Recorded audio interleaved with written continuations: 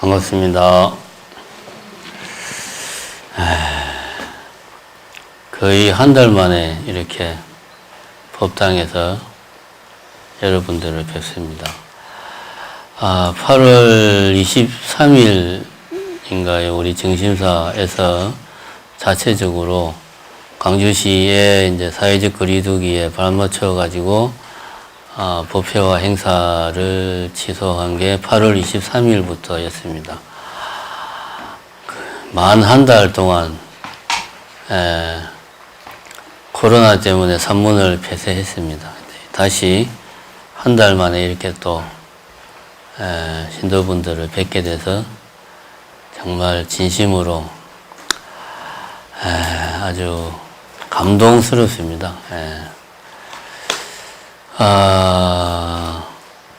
지난주에 제가 지난주에 인생을 길에 비유하는 것은 좀 적당하지 않은 것 같다. 인생은 나무에 비유하는 것이 올바르다. 우리가 나무처럼 살아야 되지 않겠냐. 이런 본문을 초하룻 날 했나요? 초사흘 날 했나요? 하여튼 했습니다. 하고 나니까 이거 또 우리가 길에서 배우는 삶의 지혜가 상당히 많고 깊은데 또 너무 또 우리가 길 위에서 배우는 거를 너무 간과하는 것도 곤란하겠다 싶어가지고 오늘은 우리가 길 위에서 배우는 것들, 길 위의 지혜에는 어떤 것이 있을까 하는 것을 한번 알아보는 시간을 좀 가지도록 하겠습니다. 물론 저도 그렇지만 저도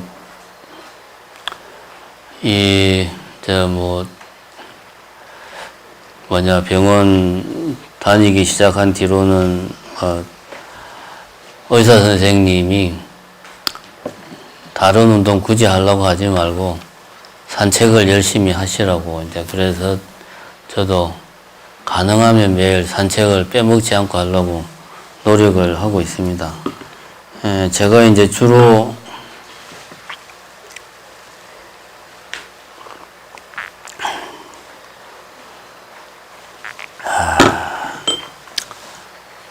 산책을 하는 코스가 여기 이제 정심사에서 저 밑에 버스 종점까지 갔다가 좀 덜 피곤하고 시간이 있으면 제일 수원지로 돌아서 이렇게 다시 정심사로 올라오거나 아니면 좀 피곤하거나 시간이 좀 빠듯하면 그냥 다시 등산로로 올라오거나 이렇게 가능하면 매일 포행을 하려고 하고 있습니다.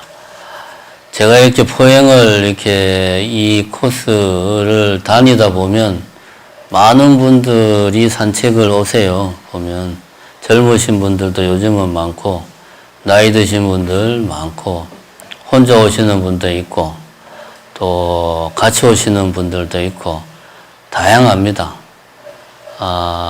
근데 이제 이렇게 산책을 하는 가장 첫 번째 이유는 저도 그렇지만 건강을 위해서 육체의 건강을 위해서 산책을 합니다. 육체의 건강을 위해서.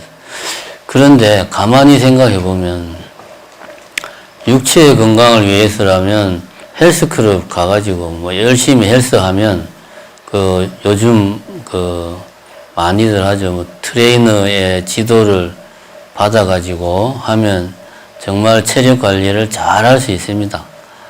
그런데 굳이 이 무등산 산에 내지는 산책로에 길에 산책을 오는 이유가 뭘까?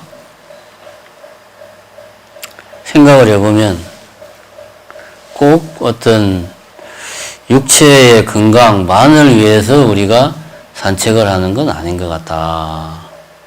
저는 그런 생각이 듭니다.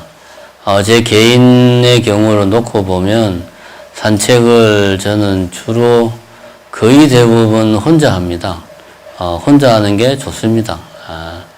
왜냐하면 산책을 하다 보면 매일 보는 뭐 산책 코스가 똑같으니까 매일 보는 풍경이지만 가끔씩 이렇게 눈에 확 들어오는 풍경이 있어요. 그럴 때는 또 사진도 찍고 또 걸으면서 이런저런 잡생각도 하고 또 이게 희한하게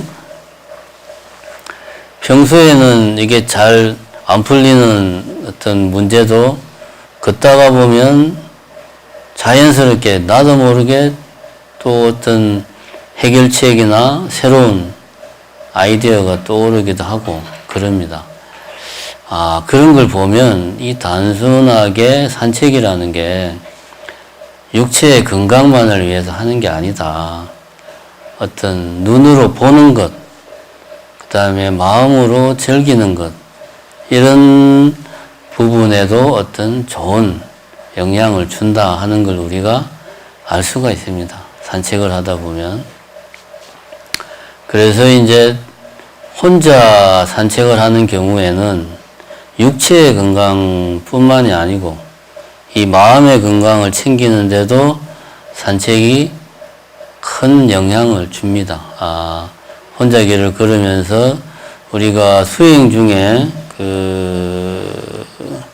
앉아서 하는 좌선만이 수행이 아니고 걸으면서 하는 수행, 경행이라고 해서 이것도 중요한 수행의 하나로 보고 있습니다.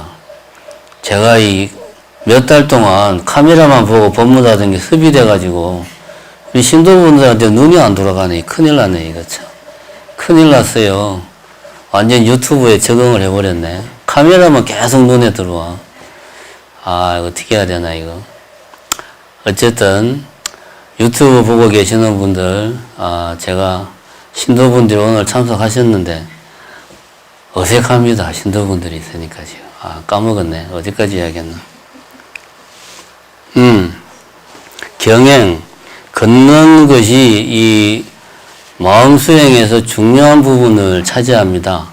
남방 같은 경우에는 하루 수행의 반은 앉아서 하는 좌선, 반은 걷는 경행, 이렇게 같은 비중으로 수행을 할 정도로 걷는 수행을 아주 크게 우리 불교에서는 중요시하고 있습니다. 그런데 이건 잘 보면, 이제 사진 찍는 것도 마찬가지예요. 저는 이제 혼자 이렇게 포행을 하면서 이제 폰으로 자주 사진을 찍고는 하는데, 내가 오늘은 날씨가 좋으니까 산책하면서 좋은 사진을 좀 꼭 찍어야지. 이렇게 마음을 먹고 산책을 하면 좋은 사진이 별로 안 나와요. 같은 맥락으로, 오늘은 내가 걷기 수행을 제대로 해야지. 마음을 딱 걷는 데 집중을 해서 마음을 발바닥에 딱 둬서 내가 걷는 데 집중을 해야지. 라고 이렇게 마음을 먹고 걸으면 또 온갖 잡생각이 나고 평소에는 잘 보이지도 않던 지나가던 이 등산객들이 눈에 막 들어와요. 수행을 하려고 하면 더 안 돼. 이게 사람 마음입니다. 참 희한하죠. 그래서 어쨌든 제 이야기는 이 산책이라고 하는 것이 단순하게 육체적인 건강만을 위한 것도 아니고 또 어떤 정신의 건강, 마음의 건강만을 위한 것도 아니고 아까 말했듯이 어떤 눈으로 보고 귀로 듣는 어떤 즐거움도 제공해주는 여러 측면의 이로움을 준다. 이런 생각을 합니다. 근데 이제 같은 산책이라도 며칠 전에 일요일 날은 날씨가 좋아가지고 등산객들이 상당히 많았습니다. 뭐 진짜 앞으로도 뒤로도 사람들이 많아가지고 붐빌 정도로 아주 많았는데 월요일 날 어제 그제 같은 경우는 진짜 등산로가 텅 빌 정도로 한산했어요. 그래서 이제 걷다 보니까 월요일 날 같은 경우는 산책을 이렇게 하다 보니까 저 혼자밖에 없더라고 보니까. 위로 봐도 저 혼자 있고 밑으로 봐도 저 혼자 있고. 이게 이제 혼자서 거의 등산로를 독차지하고 이렇게 막 산책을 하다시피 했습니다. 그렇게 하다 보니까 옛날 생각이 나더라고요. 제가 2014년도에 그 제주도 올레길을 보름 정도 혼자서 이렇게 걸은 적이 있습니다. 올레길을 하루도 쉬지 않고 걸으면 한 달 좀 못 되면 다 돌 수 있어요. 그게 17코스인가 하여튼 뭐 거의 20코스 가까이 있는데 중간에 비 오는 것까지 빼면은 뭐 한 달 잡으면 돕니다. 근데 저는 보름 동안 한 4분의 3 정도를 걸었어요, 혼자서. 그때가 11월 초였는데, 날씨가 제법 쌀쌀했습니다. 공기가 제주도지만 11월 초면 쌀쌀하고, 또 제주도는 바람이 항상 불기 때문에, 그 바람을 맞아가면서 공기도 차고, 그런데 혼자서 왜 그렇게 하루 종일 걸었을까? 그때도 걸으면서도 가끔 그런 생각이 들었어요. 내가 왜 이렇게 걷고 있지? 지금도 가끔 그때 생각하면 내가 그때 왜 그렇게 길을 쓰고 걸었을까? 지금도 궁금합니다, 솔직히 말해서. 그때 심정을 가만히 생각해 보면 아침에 보통 이제 일찍 일어나가지고 한 7시쯤 걷기를 시작하면 보통 한 코스가 짧으면 6시간, 좀 길면 8시간 정도 계속 걸으면 그 정도 걸립니다. 중간에 뭐 밥 먹거나 그런 거 안 하고. 그러면 이제 한 오후쯤 되면 엄청 힘들어요. 피곤하고. 그래서 딱 그날 코스가 끝나고 나면 내일은 무슨 일이 있어도 쉬어야 되겠다. 너무 힘들다. 그렇게 생각하고, 뭐, 샤워도 하고 씻고 이제 자는데, 정작 다음날 아침에 딱 일어나면 할 일이 없어요, 특별히. 할 일이 없으니까 또 습관적으로 다음 코스를 걷는 거예요. 할 일이 없으니까. 그렇게 또, 그러면 그날 오후 되면은 내일은 쉬어야지. 그래 놓고 또 내일 되면은 또 할 일이 없으니까 또 걸어요. 실제로 아무 생각 없이 그냥 걸었습니다. 걷다가, 제주도가 또 워낙 풍광이 아름다운 동네니까 아름다운 경치도 감상하기도 하고 또 가끔씩 혼자 걷다 보니까 길을 잘못 찾아가지고 헤매기도 하고 또 걷다가 이런저런 뭐 잡생각도 하고 그러면서 걷습니다. 보통 사람들이 이제 올레길을 혼자서 간다. 그러면 이제 생각하기에 뭔가 모르게 커다란 걱정거리나 고민이나 삶에서 좀 뭔가 좀 근본적인 어떤 문제에 봉착한 모양이구나. 그래서 그 심각한 문제를 해결하기 위해서 어떤 자신과의 대화를 위해서 뭐 그렇게 제주 올레길을 걷는구나 라고 생각을 하겠지만 사실 올레길을 정작 걸으면은 일단은 힘들고 그 다음은 뭐 그런 심각한 생각 같은 거 안 듭니다.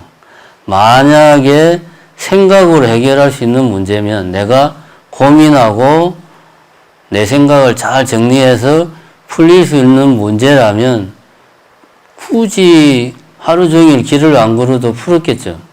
근데 생각으로 풀 수 없는 문제라는 거지. 그런 문제라. 어떤 인생에서 봉착하는 내가 말로 표현하기는 힘들지만 뭔가 모르게 어떤 힘들고 고통스럽고 내가 뭔가 좀 큰 벽에 가로막힌 것 같은 뭔가가 내 발목을 잡고 있는 것 같은 내지는 내 안에 어떤 기운이 내 살아갈 힘이 에너지가 다 소진된 것 같은 빠진 것 같은 그런 느낌이 든다 이거죠. 보통 이제 그럴 때 뭔가 일상을 벗어나가지고 뭔가를 하는데 이런 것들이 내가 머리로 생각하고 치열하게 고민을 해서 해결할 수 있는 문제가 아니에요. 설령 내가 보름 동안 한 달 동안 올레길을 힘들게 걷는다고 해도 걸으면서 그런 고민을 하는 게 아닙니다. 이성적으로 해결할 수 없는 문제예요. 그런 문제는. 어떤 마음으로, 감성으로, 느낌으로 자기 속에 뭔가가 맺힌 게 풀어지는 겁니다. 그래서 사람들이 말하자면 순례길을 가는 거예요. 우리가 이제 뭐 말은 제주 올레길이라고 이야기하지만 기실 내용을 놓고 보면 순례하는 겁니다. 자기 혼자서. 올레길도 이제 여럿이 가면 순례길이 아니지만 혼자서 간다고 하면 그건 일종의 순례길입니다. 왜 사람들이 순례길에 오르느냐? 뭔가 내 이성으로, 내 머리로 해결할 수 없는 뭔가가 내 안에 있다 이거요. 그거를 내가 풀고 싶은데 내 일상에서는 풀 수가 없다 이거지. 그래서 순례길을 떠나는 겁니다.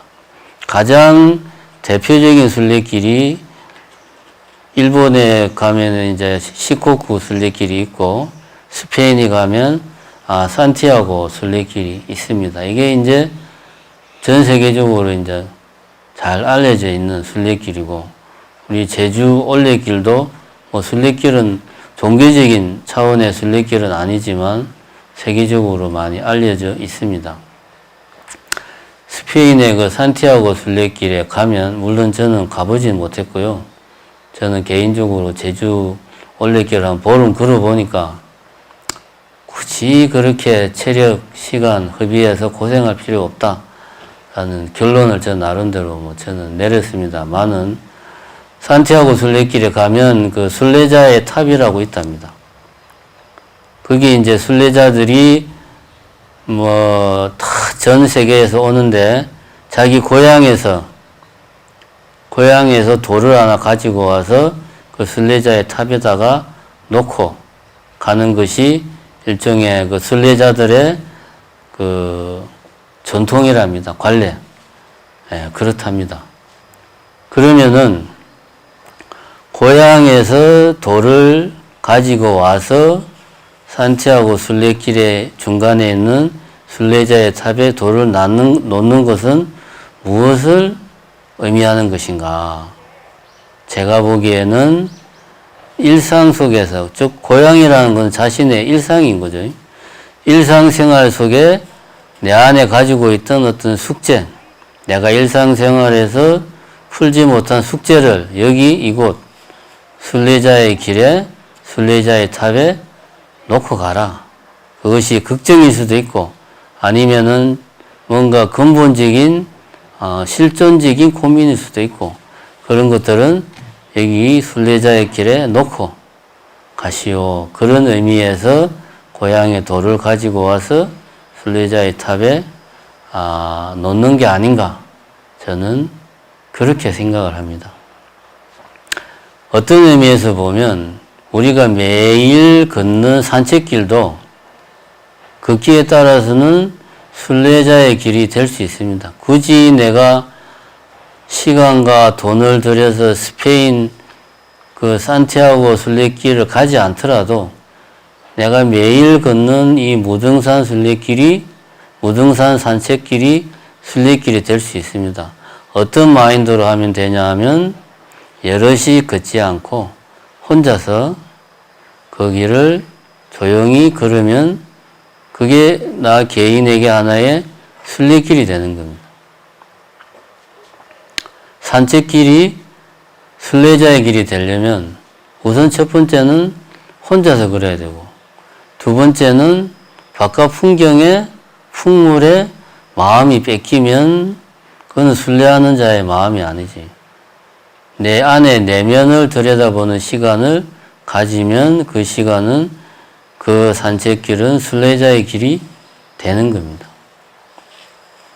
이런 맥락에서 우리가 길을 걷는다.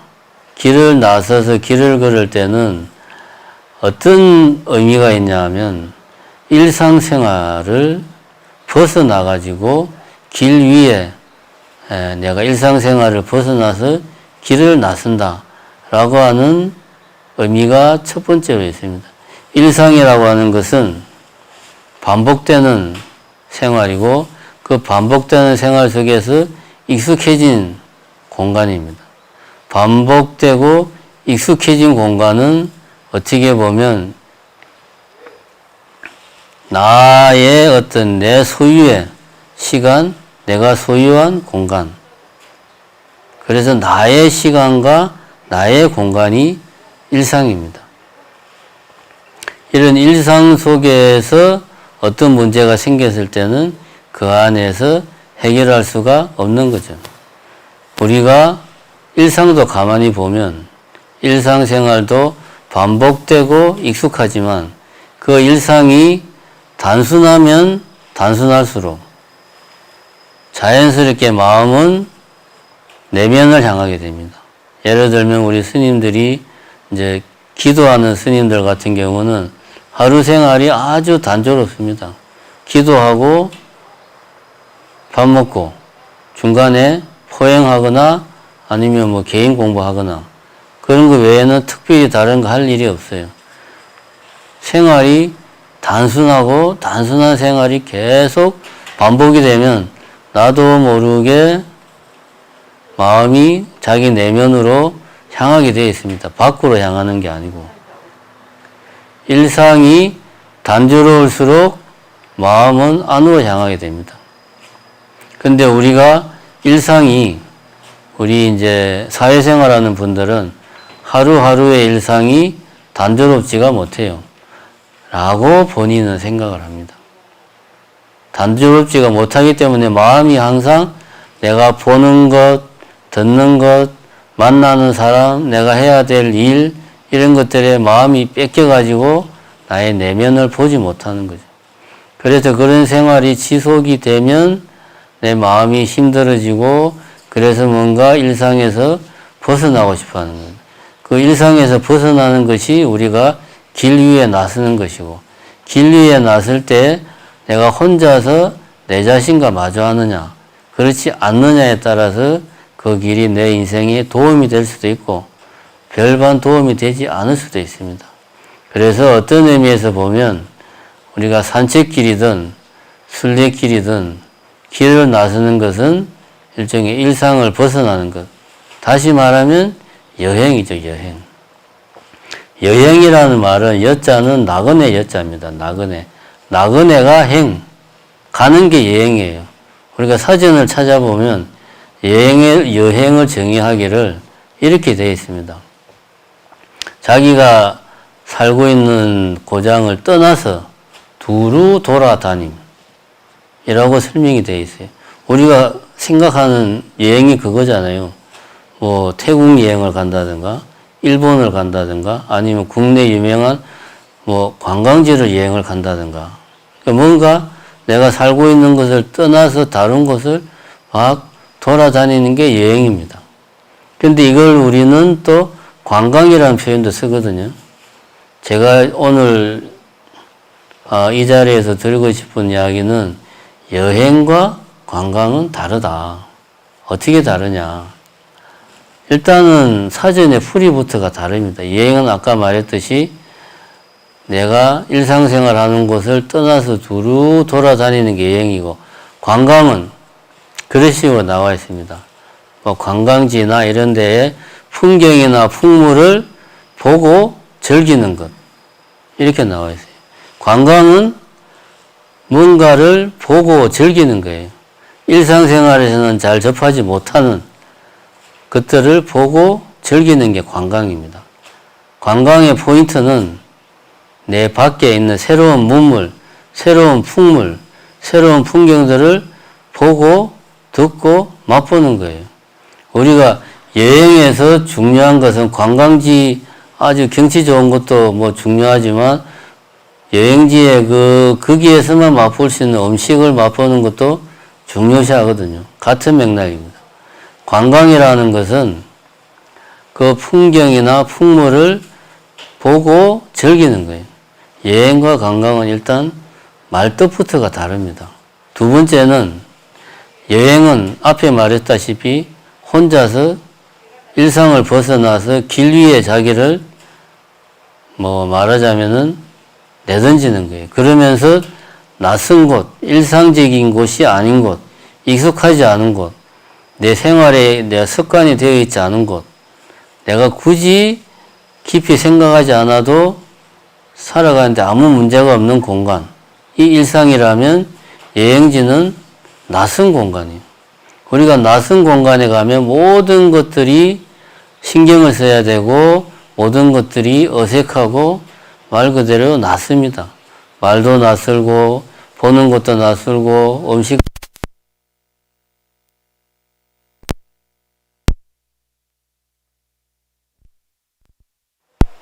사람은 두 가지 유형으로 나타납니다.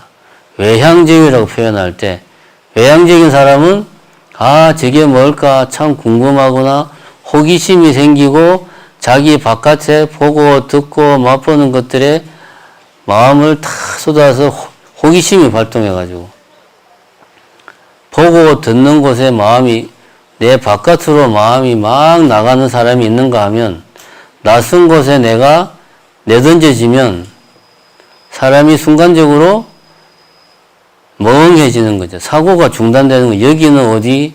나는 누군가? 하면서 자기 자신의 내면을 자연스럽게 돌아보게 되는 기회를 또 가지는 경우도 있습니다. 굳이 이걸 표현하자면 외향적인 경우와 내성적인 경우로 표현을 할 수가 있습니다.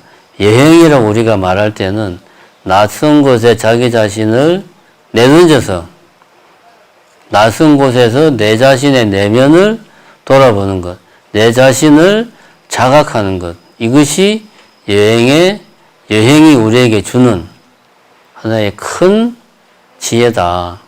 우리가 길 위에 나서는 이유는 다른 것이 아니고 우리가 여행길에 나서는 이유는 다른 것이 아니라 내 자신을 자각하기 위해서다. 내 자신을 만나기 위해서다. 근데 이것이 관광이 되면 새로운 것을 보고 새로운 것을 듣고 새로운 것을 맛보는 거예요. 관광은 내 자신을 자각하고 내 자신을 만나는 게 아니에요.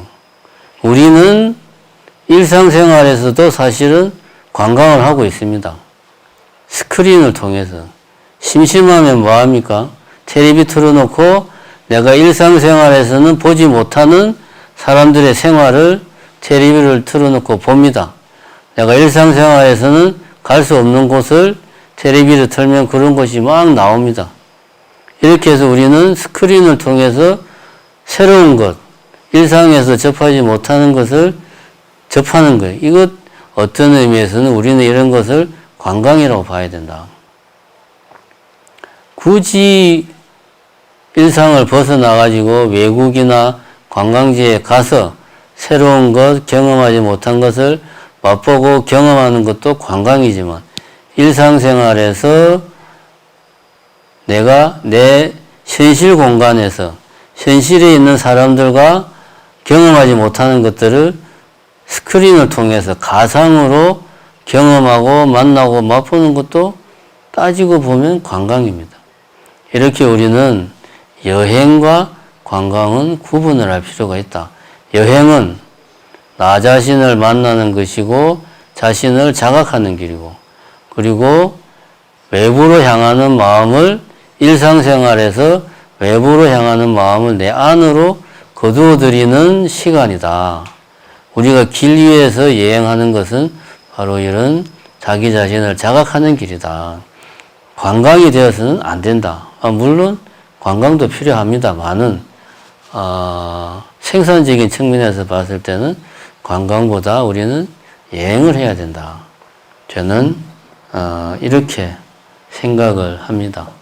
그래서 우리가 길 위의 지혜를 이야기할 때 내가 길 위에서 무엇을 배울 것인가 하는 것은 첫 번째, 일상생활 속에서 내가 얼마나 내가 지금 매일매일 꾸리고 있는 일상에 내가 얼마나 익숙해져 있고 익숙해져 있는지를 알려면 일상에서 벗어나야 돼.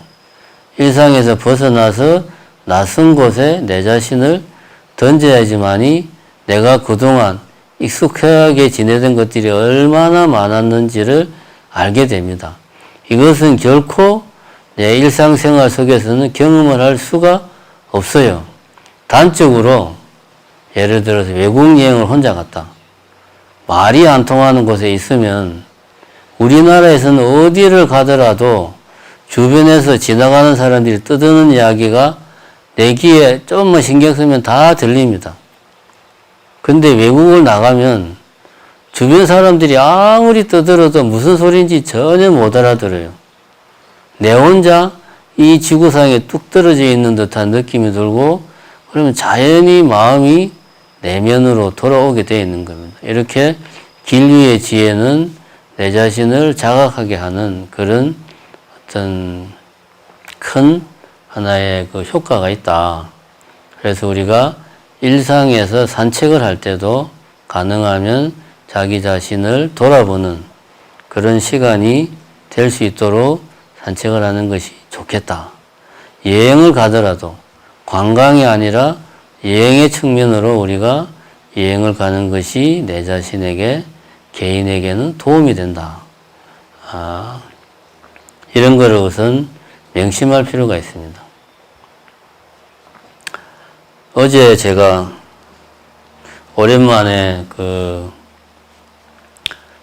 피자 가게를 어제 몇 달 만에 우리 스님들하고 같이 우리 봉사자분들하고 같이 피자 가게를 갔습니다. 오랜만에 하니까 한 몇 시간 하니까 힘도 들고 다리도 아프고 막 그렇더라고요. 그래가지고 이렇게 힘이 든 걸 보니까 산책을 하나 이렇게 시내에 나와서 봉사하는 거나 운동하는 거는 비슷하겠구나 라고 생각을 했는데 요즘은 이 스마트폰 앱들이 하도 잘 나와가지고 내가 오늘 운동을 얼마나 했는지, 이렇게 유산소 운동, 근력 운동 이런 건 내가 얼마나 했는지, 칼로리를 얼마나 소비했는지 이런 게 이제 요즘은 스마트폰으로 다 이런 게 나오니까 어제 스마트폰을 보니까 운동한 게 별로 없어요. 힘은 많이 들었는데. 그러니까 이게 봉사활동 하는 거는 육체적인 건강에는 별 도움이 안 됩니다. 어제 제가 해보니까 내 개인의 육체적인 건강을 챙기려면 헬스클럽을 다니거나 아니면 산책을 열심히 하거나 해야 되지 봉사하면 안 돼요. 봉사하면 힘만 들어. 칼로리 소비만 돼. 운동이 안 돼. 여기서 우리가 느껴야 될 게 뭐냐 하면 봉사 같은 이런 개인적인 측면에서 별 도움이 안 되는 생산적인 활동, 봉사도 안에 생산적인 활동, 이런 것들은 개인의 측면에서는 그다지 개인의 육체적인 건강에는 큰 도움은 안 됩니다. 그러나 봉사를 한다든가 내지는 만약에 그것이 봉사가 아니라 내가 어떤 월급을 받고 하는 직업이라도 이 사회를 위해서 하는 생산적인 활동은 내 자신을 위한 게 아니고 이 사회 속에 있는 내가 아닌 다른 사람들을 위해서 그들의 육체적인 건강, 다른 사람들의 정신적인 건강을 위해서 내가 헌신하는 겁니다. 그거는. 그 사실을 깜빡 잊고 있다가 제가 어제 깨달았습니다. 그래서 이 봉사도 운동이 될 거야. 그래서 봉사도 열심히 하면 좋아. 라는 생각을 했던 자신을 반성을 했습니다. 무슨 이야기냐면 일상생활은 봉사하는 마음으로 하는 게 중요하다. 일상생활은 나에게 익숙한 시간이고 내가 반복적으로 이루어지는 시간들이고 익숙한 공간이고 내가 잘하는 그나마 공간입니다. 이런 공간에서는 남을 위해서 사는 것이 중요하고 길 위의 시간, 산책이든 올레길을 가든 순례길을 가든 여행을 가든 일상을 벗어난 길 위의 시간은 내 개인의 수행, 내 마음의 수행, 내 자신을 자각하는데 그런 시간은 써야 된다. 그래야지 마치 새가 날개 하나만 있는 새는 날 수가 없잖아요. 봉사활동만 열심히 한다고 해서 올바르고 훌륭한 불자가 되는 게 아닙니다. 수행만 열심히 한다고 해서 훌륭한 수행자가 되는 게 아닙니다. 새는 두 개의 양날개로 새가 날듯이 올바른 불자라면 수행과 이 자비행, 보시행 둘 다를 균형 있게 해야 됩니다. 그래서 일상에서는 자기 직업이더라도 내가 돈을 버는 일이라도 봉사하는 마음으로 당연히 순수한 의미의 봉사도 열심히 해야 되고 봉사하는 마음으로 일상을 살고 기리의 시간에서는 개인의 수행을 위해 내 마음을 올바로 닦기 위해서 그런 시간을 가지고 챙기자. 이렇게 우리 인생에서 길이 우리에게 주는 어떤 의미는 상당히 크다. 그래서 길 위에서 우리가 어떤 삶을 살아야 될 것인가 하는 것들을 다시 한번 오늘 생각해보는 시간을 가졌습니다. 공지사항을 말을 해야 되는데 할 말이 없네. 이 유튜브 보고 계시는 분들도 제가 이제 몇 차례 이야기했지만 주변에 많이 이제 알려주시고 다른 분들에게 소개도 많이 해주셔가지고 정심사 유튜브 많이 구독할 수 있도록 해주시고 저희가 이 비대면 시대가 이제 일상화 되다 보니까 우리 신도분들과 우리 광주 지역의 불자분들과 지속적인 소통을 위해서 월간 정심을 올해부터 이제 매달 발행하고 있습니다. 아무래도 매달 한 1,500부 정도를 발행하다 보니까 제작 비용이 만만치 않기 때문에 정기구독 월 10,000원입니다. 정기구독 해주시면 제작에 큰 도움이 됩니다. 정기구독 많이 부탁드리고요. 오늘 이것으로 마치겠습니다. 감사합니다.